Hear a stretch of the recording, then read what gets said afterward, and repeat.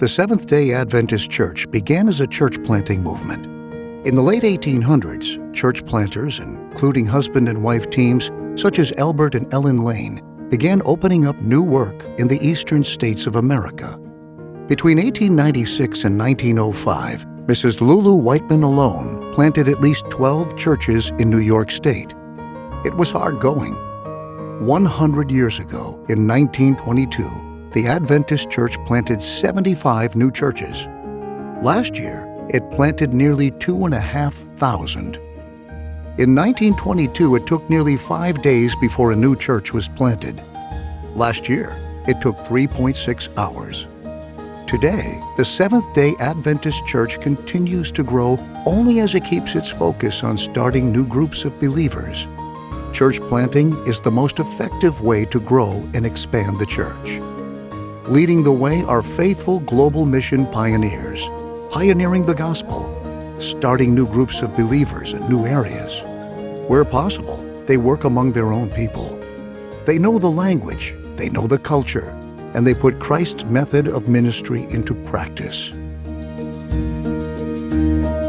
Receiving only a small living stipend, they work sacrificially to spread the good news.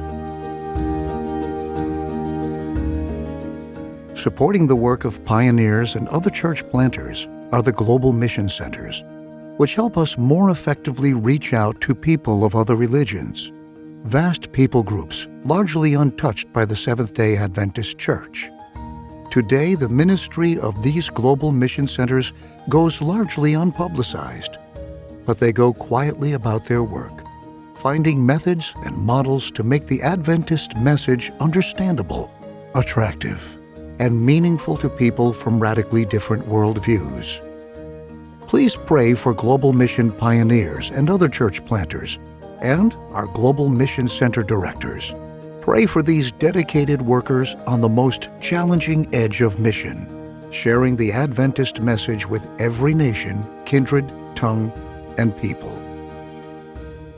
The annual sacrifice offering helps Global Mission start new groups of believers among unreached people, often in the most challenging places in the world.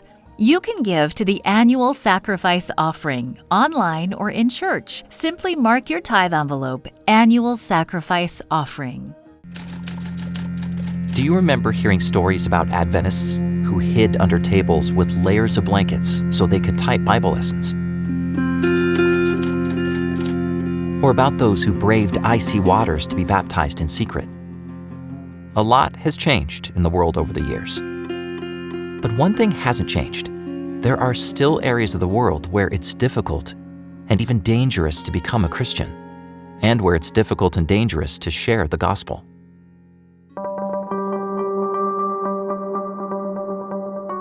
We've gotten used to how fast information travels around the world. Post something online, and you can have immediate responses from halfway around the world. It wasn't always that way. In the late 1800s, it could take more than a month for a letter to travel from the United States to China. It took that long for a ship to make the journey. Today, we can send a message that will be received in seconds. That's great, isn't it? Or is it? When it comes to mission, instant communication can be a blessing, giving us new ways to reach out and share the gospel. But it can be a problem, particularly in areas where sharing the gospel is illegal or unwelcome. Stories posted online can be seen by anyone, including those opposed to the mission of the Seventh-day Adventist Church. These people can quickly stir up trouble, inform authorities, and shut down our work.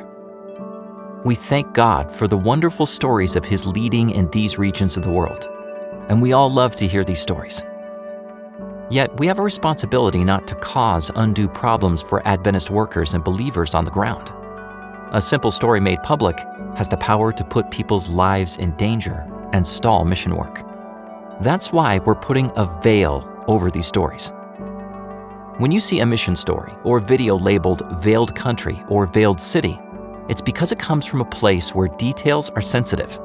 This veil will hide the real country or city or real names of people. But we will share as much of the story as possible while protecting people's lives and the church's mission. According to a Pew Research Center study, in 2019, government restrictions on religion reached their highest point since 2007. These restrictions include new laws impacting religious workers and activities, religious communication, and even funds supporting Christian mission work. So for now, veiled mission stories will let us see part, but not all of the picture. We will see that God is still working in people's lives despite opposition, oppression, and even persecution. Of course, we never know which stories and pictures will be posted on the internet, but we are intentional about how much we share. Our stories shouldn't keep people from hearing the gospel. We don't want to be the reason someone is hurt or even killed. We have faith that God will protect His people, but we have our own responsibility too. So when you see veiled country or veiled city, please understand the reason. And say a special prayer for the people who are working on the front lines in these challenging mission areas, where a stray message or an overheard conversation can lead to beatings, arrest, or even death. Someday the veil will be lifted. Someday we will meet the people behind the veil, and perhaps we will be able to say, "I heard your story. I couldn't see you and I didn't know your name, but I prayed for you." Thank you for your support of mission around the world, especially in veiled countries.